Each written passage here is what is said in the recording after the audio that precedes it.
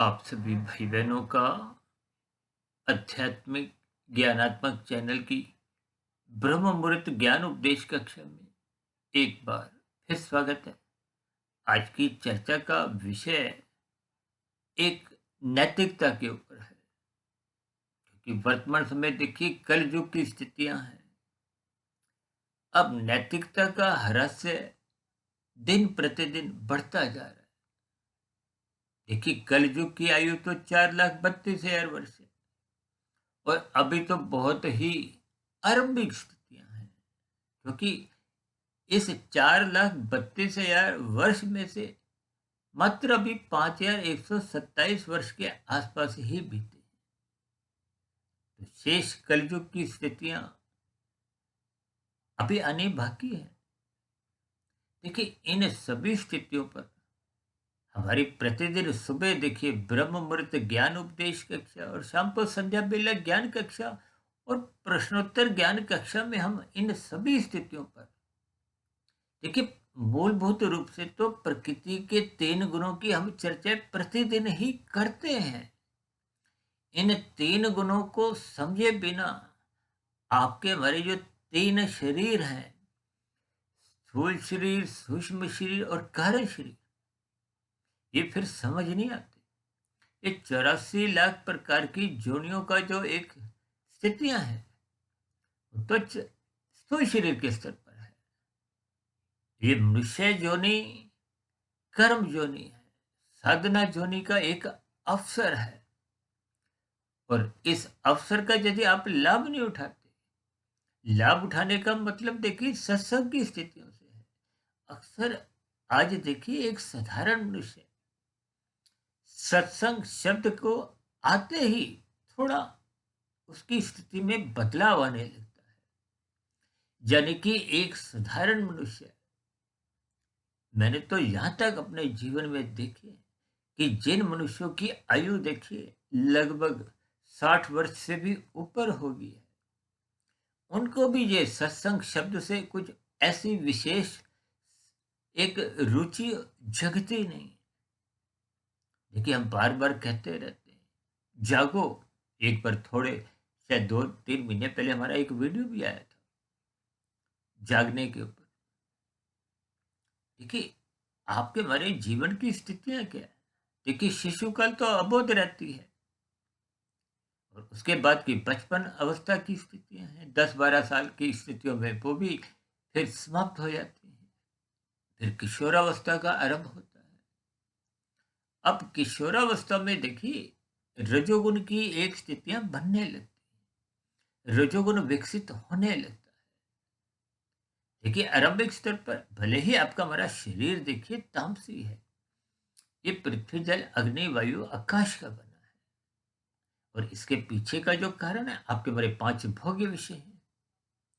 देखिए जब तक इन सभी स्थितियों को आप और हम ज्ञान पूर्वक नहीं समझते, तो फिर शास्त्रों का जो एक गूढ़ ज्ञान है वो मनुष्य को समझ नहीं आता। मेरे पास आप भाई बहनों के ऐसे बहुत से प्रश्न आते हैं कि आपकी वीडियो हमारे ऊपर से ही निकल जाती है, समझ नहीं आती।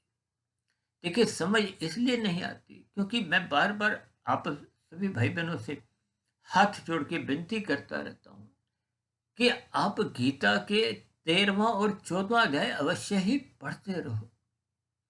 जब तक आप माया को, प्रकृति को या प्रकृति के 3 गुणों को, तमोगुण, रजोगुण और सतोगुण की स्थितियों को क्रमबद्ध तरीके से समझते नहीं। देखिए तमोगुण और रजोगुण शास्त्र बार बार कहते हैं ये बंधनदायक है, ये बांधते हैं। देखिए तमोगुण तो एक निषेधात्मक स्थिति है, इसीलिए तो शास्त्र देखिए देखिए शास्त्रों में एक सरल शब्दों में एक सूत्र रूपीय स्थितियां समझाएगी। अब शास्त्र तो यहां तक कहते हैं तमोगुण की आप निंदा करो और रजोगुण के प्रति थोड़ी उपेक्षा रखो, उछल कूद मत करो, उमंग उत्साह रजोगुण के प्रति मत रखो, और सत्वगुण के प्रति बार बार कहा जाता है ये आपके हमारे जीवन में एक इसकी प्रशंसा करो। और मनुष्य सत्वगुण की प्रशंसा नहीं करता, तभी तो सत्संग के प्रति उसकी कोई रुचि जागृत नहीं होती। वो ब्रह्म मुहूर्त में सोया रहता है। देखिए, ब्रह्म मुहूर्त समय विशेष में जब तक आप और हम जगते नहीं है, तो इसका अभिप्राय यही माना जाता है कि आपकी सत्वगुण के प्रति कोई रुचि नहीं है, कोई जिज्ञासा नहीं है। देखिए, संसार को पकड़ने की, भोगने की आपकी इच्छा निरंतर बनी हुई है। और आजकल तो देखिए 24/7 की विषय भोगों की स्थितियां आपके हमारे परिवारों में दस्तक दे चुकी है, गहरे तल पे राज करने लगी है। आपका हमारा खाना पीना, उठना बैठना, दिनचर्या कुछ ऐसे ही संकेत देती है। लेकिन मनुष्य इन संकेतों को युवावस्था में नहीं, प्रौढ़ावस्था में भी नहीं, वृद्धावस्था की स्थितियों में भी समझता नहीं। अक्सर देखिए, हम बार बार ये जन्मदिन की जो एक स्थितियां हैं, राजसी स्तर पर, तामसी स्तर पर, देखिए तमोगुण की तो बार बार शास्त्र कहते हैं निंदा करो और रजोगुण की उपेक्षा करो। हालांकि देखिए, जन्मदिन मनाने की कोई वैसे निंदा नहीं है, यदि आप सात्विक भाव से मनाते हो, यदि उनमें राजसी स्थितियां बढ़ती जाती हैं। देखिए, चाहे जन्मदिन की स्थितियां हो, शादी की सालगिरह की स्थितियां हो, और वर्तमान समय में तो देखिए त्योहारों की स्थितियां भी कुछ राजसी तामसी बनती जा रही है। जबकि त्योहारों को मनाने के पीछे का उद्देश्य क्या है? हमने देखिए दीपावली वाले दिन एक जो ज्ञान संदेश प्रस्तुत किया था। इन सभी स्थितियों पर कुछ संक्षेप में विचार रखे थे, क्योंकि इन सभी स्थितियों पर मनुष्य एक ज्ञानपूर्वक इन स्थितियों पर चिंतन नहीं करता। देखिए, मौज मस्ती की स्थितियां आपको में संसार से जोड़ती हैं। और जब आप संसार में गहरे तल पे उतरते हो, गहरे तल पे उतरने का अभिप्राय इतना ही है कि जब आपका हमारा रजोगुण सत्वगुण की लगाम छुड़वा लेता है। अब मुझे लगाम से ही ध्यान आया कि हरिद्वार में आप जाओ तो जब आप डुबकी या स्नान जो करते हो, तो वहां कुछ संगल लगे होते हैं। उन संगलों को आप एक सत्वगुण की एक सुरक्षा से भी जोड़ सकते हो। यानी कि आप हम उस स्नान डुबकी करते करते आगे गहरे तल पे उतर ना जाएं। देखिए, इसके अभिप्राय क्या है, भावार्थ समझिए। देखिए, हम तो बार बार कहते रहते हैं शब्दों के अर्थ समझो, अर्थों के फिर भावार्थ समझने का प्रयास करो, निरंतर उस पर चिंतन शोध करो। यदि आप इन सभी स्थितियों में अपने आप को स्थित नहीं करते, तो फिर ये ज्ञान की कड़ियां आपके हमारे मन बुद्धि के स्तर पर प्रवेश कर नहीं पाती। और शाब्दिक ज्ञान तो देखिए आंखों का ज्ञान है, कानों का ज्ञान है। अभी हम देखिए ना, वीडियो में जो शब्द बोल रहे हैं, यदि आप आंखों द्वारा देख रहे हो, कुछ कानों द्वारा सुन रहे हो, लेकिन मन बुद्धि अगर उसके साथ जुड़े नहीं है, तो ये शाब्दिक स्थितियां आपके हमारे सूक्ष्म शरीर में प्रवेश कर नहीं पाती। देखिए, हम स्थूल शरीर के स्तर पर जो भी सफलताएं हासिल होती हैं, चाहे वो देखिए सत्संग की स्थितियां हैं, वो मात्र 1% का ही प्रभाव दिखाती है। जब तक स्थितियां मन बुद्धि के स्तर पर प्रवेश नहीं करती, और जब मन बुद्धि के स्तर पर वो शुभ स्थितियां बनती नहीं, यानी कि ज्ञान जब तक मन बुद्धि के स्तर पर टिकता नहीं है, तब तक तो वो कारण शरीर में देखिए एक संस्कार रूपी स्थिति तो बनाने की दूर की बात। देखिए, इन सभी स्थितियों को आपको मैं क्रमबद्ध तरीके से समझना चाहिए। देखिए, स्थूल शरीर के स्तर पर सफलता 1% की मानी जाती है, मन बुद्धि के स्तर पर 10% की सफलता हो जाती है। और कारण शरीर में जब तक शुभ संस्कार बनते नहीं है, तब तक वो 100% की सफलता मानी नहीं जाती। अब देखिए ना, 1, 10, 100, अक्सर हम 1, 10, 100 का जो एक सूत्र हमने लगभग पिछले 6 वर्षों से, जो हमने 2700 के आसपास वीडियो जो अब तक प्रसारित की, उसमें ये 3 गुणों से संबंध जोड़ते हैं। तमोगुण 1, तमोगुण से अच्छा रजोगुण यानी कि 10, और रजोगुण से भी अच्छा 10 गुना सतोगुण। हालांकि शास्त्रों में तो देखिए तमोगुण को पदार्थों से भी जोड़ा जाता है। और जब हम कहते हैं ना तमोगुण की निंदा करो, उसका अभिप्राय एक निषेधात्मक स्थितियों से है। अक्सर हमारी चर्चाओं में एक शब्द बार बार इस्तेमाल होता है कि लाल बत्ती पे रुको, दूसरों का हिस्सा मत खाओ। ये दूसरों का हिस्सा खाने का आरंभ होते ही आपकी हमारी स्थितियां बिगड़ने लगती है। आपका हमारा कर्मशय बिगड़ता है, संस्कार बिगड़ते हैं। इसलिए तो भगवान श्री कृष्ण जी ने गीता में अर्जुन के रथ के जो 5 घोड़ों की स्थितियों को बहुत ही क्रमबद्ध तरीके से, उन घोड़ों की लगाम को मन से और उस लगाम को अपने ही हाथ में रखते हुए ये ज्ञान उपदेश बहुत गहरे स्तर पर दिया है कि आपको हमें गुरु की सम्मुखता बनानी है, क्योंकि गुरु भी तो शास्त्रों का ही ज्ञान देता है।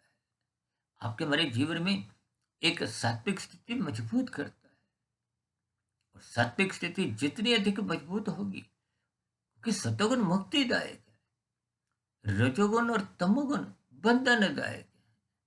हालांकि देखिए रजोगुण को प्रत्यक्ष रूप से बंधन से हम नहीं जोड़ते, लेकिन क्योंकि ये तमोगुण के साथ ही जुड़ा हुआ है, ये तमोगुण का पड़ोसी है। देर सवेर देखिए पड़ोसियों से संबंध बनने लगते हैं।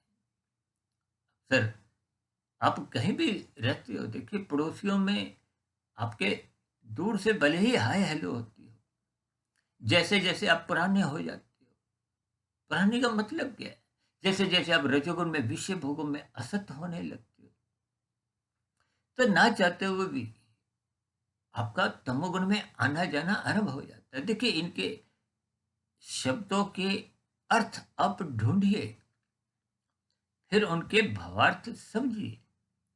जब तक ये सभी स्थितियां, हम तो बार बार कहते हैं, शब्दों को 1%, अर्थों को 10% और भावार्थों को 100% महत्व दो।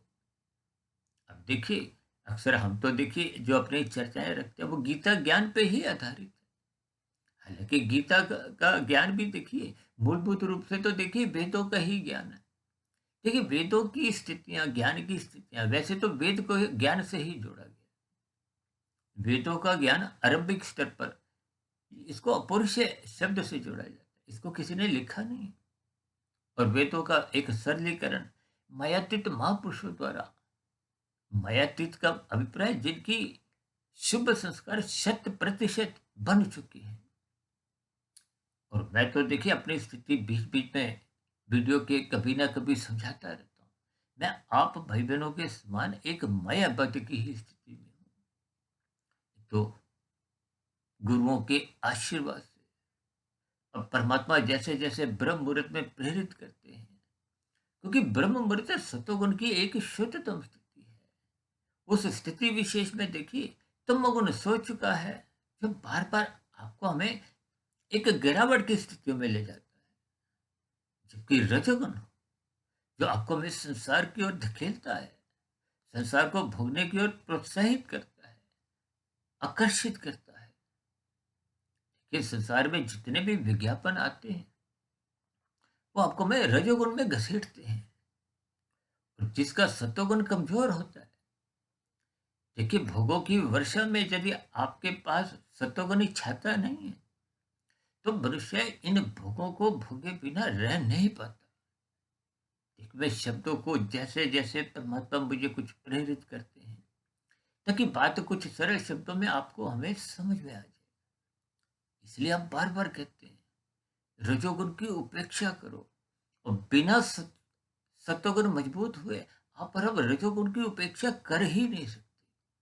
ये जो आज हमने नैतिकता के ऊपर, देखिए नैतिकता की गिरावट कब आती है, जब आपके हमारी देखिए जीवन का स्तर धर्म से कमज़ोर होने लगता है। धर्म से कमज़ोर होने का मतलब क्या है? कामनाएँ बढ़ने लगती हैं। आज 24/7 विषय भोगों की स्थितियाँ आपके हमारे घरों में प्रवेश कर चुकी हैं।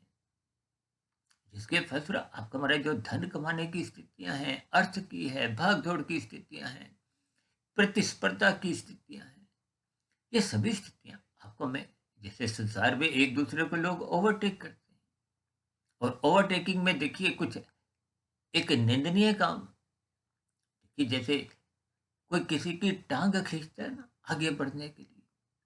देखिए आप दूसरे की टाँग नहीं खींचते और एक क्रमबद्ध तरीके से आप आगे बढ़ते हो, तो उसकी तो शास्त्र भी कोई निंदा नहीं करते। कानून भी आपको कोई हाथ पैर बाँधता नहीं। क्योंकि कानून का मतलब क्या है कि आप अपने कर्तव्यों का पालन करो।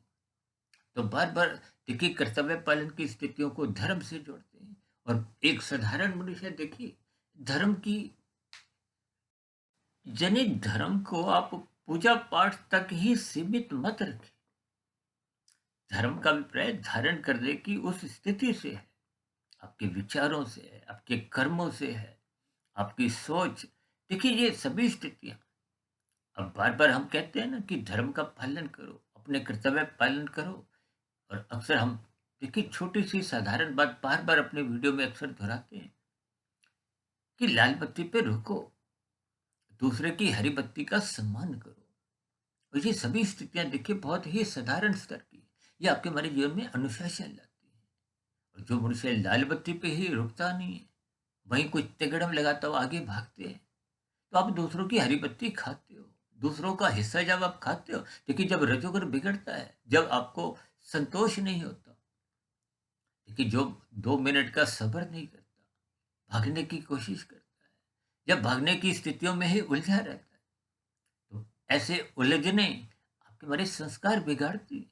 भले ही स्थूल शरीर के स्तर पर आपने लाल बत्ती पार नहीं भी की, लेकिन भीतर में विचारों की स्थितियाँ, संस्कारों की स्थितियाँ तो बिगड़ती हैं। और फिर बिगड़े हुए विचार, संस्कार कभी न कभी आपको में वो पाप कर्म करवा जाते हैं, कानून का उल्लंघन करवा जाते हैं। इन सभी सूक्ष्म स्थितियों को आप और हम समझते नहीं। यही तो नैतिकता की गिरावट है। अब देखिए ना राजनीतिक दलों में राज करने की जो एक शब्द साथ में जुड़ा है नीति। नीति का अभिप्राय क्या है कि जिसमें समाज के सभी वर्ग के लोगों का हित छिपा हो। कहते हैं ना नीतिगत फैसले होने चाहिए। भारत में तो एक नीति आयोग बना हुआ है। यहाँ एक सर्व कल्याण के मतलब सभी मनुष्यों के हितों के लिए कुछ ऐसी योजनाएं बनाई जाती है। देखिए शब्दों की स्थितियों को आपको में समझना है, धर्म का पालन करना है, कर्तव्य पालन की स्थितियां यानी कि आप ईमानदारी से प्रसन्नता पूर्वक अपने कर्तव्य कर्मों का पालन करो, तो फिर आपके हमारे अर्थ और काम बिगड़ते नहीं। हम तो बार बार यहाँ तक कहते हैं ना कि ये जो अर्थ और काम है, अर्थ का अभिप्राय धन से है। देखिए जब जब काम बिगड़ता है तो आपके हमारे अर्थ नीतिगत कार्यों से आने लगते हैं। देखिए जब मनुष्य लाभ से लोभ की ओर जाता है, लाभ की स्थिति तक तो देखिए सात्विक स्थितियां रहती हैं। लाभ के लिए तो पुरुषार्थ करना, आपके मरीज जीवन की कुछ आवश्यकताएं हैं, परिवार की कुछ जिम्मेदारियां हैं, समाज के प्रति भी कुछ जिम्मेदारियां हैं, को पुरुषार्थ करना है, धन कमाना है, कायदे कानूनों का, सरकारी आदेशों का पालन करना है। और साथ ही आपको मैं देखिए जो शास्त्रों में बातें समझाई गई हैं धर्म की, इसलिए तो विभिन्न प्रकार के देखिए ये कर्म कांड रखेगी। ये कर्म कांड आपको में कहीं एक बांधते हैं, अनुशासन में लाने की एक स्थिति में ले जाते हैं। और मनुष्य उन कर्म कांडों को ज्ञान पूर्वक नहीं करता, लोभ से भय से करता है। तो फिर स्थितियों में आपके मेरे विचारों में सात्विक स्थितियां बनती नहीं। देखिए जब तक आपका मेरा दायरा ये रजोगुण और तमोगुण में ही होता है कि तमोगुण भले ही एक निंदकदायी स्थितियां हैं, मौनात्मक स्थितियां हैं, आपके हमारे जो विकार हैं काम क्रोध लोभ मोह अहंकार, ये सभी स्थितियां विकारों की देखिए तामसी है। जब जब आपका हमारा देखिए एक नैतिकता का स्तर गिरता है, ये नैतिकता का स्तर तभी गिरता है जब आपके हमारी भोग इच्छाएं अमर्यादित होती हैं। वो अमर्यादित भोग इच्छाएं ही आपको हमें जो आपके मेरी दिनचर्या है, भाग दौड़ है, धन कमाने की जो एक स्थितियां हैं, उनमें बिगाड़ ले आती है। देखिए, जब आप लाभ से लोभ की ओर जाते हो, तो वो क्वांटिटी, संख्या, आप अधिक बढ़ाने की योजनाएं बनाते हो, और लोभ ही देर सवेर मनुष्य को संग्रह वृत्ति की ओर धकेलता है। अब मनुष्य ने देखिए खाने 100 रुपए हैं, 1000 रुपए उसने धर्मानुसार कमा भी लिए, तो ऐसी स्थितियों में वो लाखों करोड़ों की जो एक भाग दौड़ में वो दिन रात विभिन्न प्रकार की योजनाएं बनाता है। और उन योजनाओं में देखिए कुछ भी स्थितियां जब अमर्यादित एक दिशा लेने लगती है, तो कानून का उल्लंघन कहीं ना कहीं होने लगता है, भले ही मनुष्य बच भी जाए। जब कानून का ही उल्लंघन होने लगता है, तो फिर शास्त्रों की स्थितियां तो बहुत ही आरंभिक स्तर पर बिगड़ने लगती है। कि शास्त्र बार बार कहते हैं, ये लोभ वृत्ति जगने ही मत दो, इसकी उपेक्षा करो। भले ही लोभ में देखिए आप धर्मानुसार कानून में का रहते हुए धर्मानुसार स्थितियां में जीते हो, तो लोभ की स्थितियों में कोई आपको कोई दंड नहीं मिलता। ना शास्त्र आपको दंड कर देते हैं, ना कानून। कोई मनुष्य देखिए 4-6 घंटे नहीं, वो 20 घंटे मेहनत करता है, दिन रात भाग दौड़ करता है, आयकर भी देता है, अन्य मनुष्यों का कोई शोषण नहीं करता, समाज में कोई दूषित वातावरण उत्पन्न नहीं करता, तो कानून भी आपको में कोई दंड नहीं देता। शास्त्र भी आपका कोई पाप कर्मों का कर्मशः एक बढ़ता नहीं है। लेकिन ये कमाया गया धन आपके हमारे समय की बर्बादी होती है, क्योंकि जो चीज आपने खानी भी नहीं है, बांटनी भी नहीं है, कि जो भी आप पदार्थ है, धन को हो, पदार्थ को, देखिए धन से आप पदार्थ ही खरीद सकते हो, मन की स्थितियां नहीं खरीद सकते, मन की खुशी आप खरीद नहीं सकते। अक्सर आप देखोगे ना, मंत्री के साथ Z+ की एक सुरक्षा चलती है, तो वो तन के लिए है। मन की सुरक्षा तो देखिए सत्वगुण में रहते हुए ही आपको मिल सकती है, सत्संग करने से, गुरु के प्रवचनों को सुनने से, शास्त्रों का स्वाध्याय करने से। अन्यथा ये तन के स्तर पर जितनी भी सुरक्षा होती है, मानसिक स्तर पर भय की स्थितियां बनी रहती हैं। ये मानसिक स्थितियां देखिए उदाहरण के लिए 1% का भी दुख वो 99% के सुखों को खा जाता है। कि इन शब्दों के अर्थ भावार्थ आपको हमें समझने हैं। यानी कि जब जब आपका हमारा जीवन एक संग्रह वृत्ति में भागने लगता है, तो ना चाहते हुए कब मनुष्य कितने पाप कर्म कर जाता है, मनुष्य को इसका सत्संग के अभाव में, ज्ञान के अभाव में बोध ही नहीं होता। ये सभी आपके हमारे जीवन की गुणवत्ता को गिराते हैं, आपके हमारे विकारों को बढ़ाते हैं। और ये आपके हमारी जो एक नैतिकता की स्थिति है, देखिए नैतिकता को, सत्वगुण को हो, शास्त्र को हो, धर्म को, ये सब एक ही स्थितियां हैं। यानी कि आपके हमारे जीवन में फिर वो नैतिकता का ह्रास होने लगता है। तो हमने एक बार वीडियो बनाई थी राजनीतिक दलों से संबंधित ही। देखिए यदि संसद में राजसी प्रवृत्ति के लोग अधिक जाएंगे, तो ऐसे राजसी प्रवृत्ति के लोग जन कल्याण की योजना कोई विशेष स्तर पर बना नहीं पाते। देखिए हो सकता है ये शब्द आपको वे कुछ अच्छे ना भी लगते हो, और जब तामसी वृत्ति के ही लोग इन सभी स्थितियों पर पहुंचने लगते हैं, तो फिर ऐसी स्थितियों में ही फिर वो घोटाले की स्थितियां एक दिशा पकड़ती है। इसलिए हम बार बार कहते हैं, एक बार हमने वीडियो बनाई थी, सात्विक बनो, सात्विक चुनो। मुझे ऐसा ध्यान आता है शायद कुछ महीने पहले, कुछ चिराग के दिनों के आसपास हमने ऐसी वीडियो प्रसारित की थी।